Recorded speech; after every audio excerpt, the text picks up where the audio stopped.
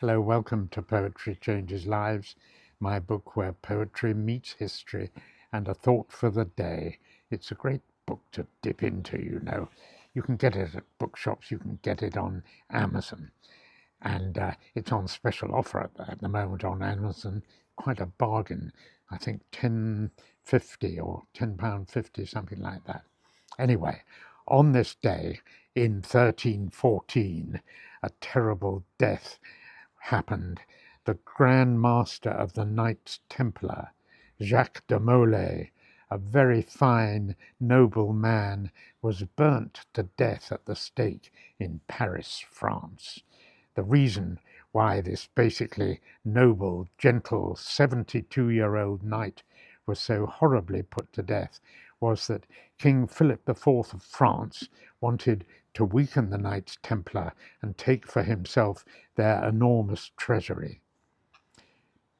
Since the fall of Acre in 1291 and the loss of the Holy Land, Crusaders, of which the Templars were primarily a force, had been out of fashion, and countries like France saw groups of armed crusading warriors who had returned back into their territories as some form of threat.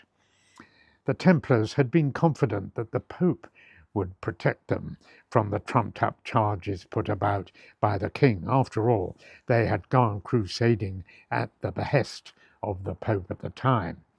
However, no such thing happened. The Pope kept silent.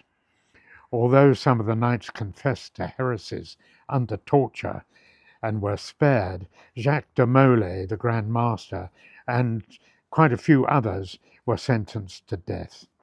The old man met his death with dignity, summoning, though later it was said at the end he had shouted out some form of curse, summoning Philip IV and Pope Clement to meet him before God, where they would be judged for their crimes.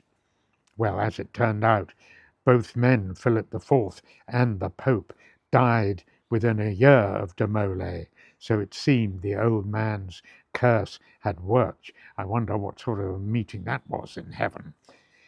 Well, here I'm going to read Chaucer's description of a knight from the Canterbury's Tales. It's a beautiful image of a chivalrous knight. Here we are. A knight there was, and what a gentle man, who from the moment that he first began to ride about the world, loved chivalry, truth, honour, freedom, and all courtesy.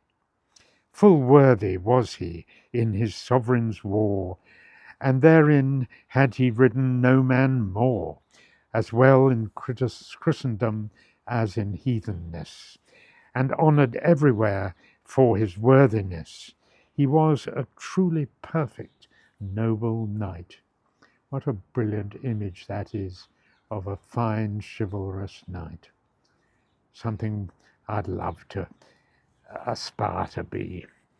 Today I will strive, however, to be strong enough just to stand up for my beliefs, whatever the cost.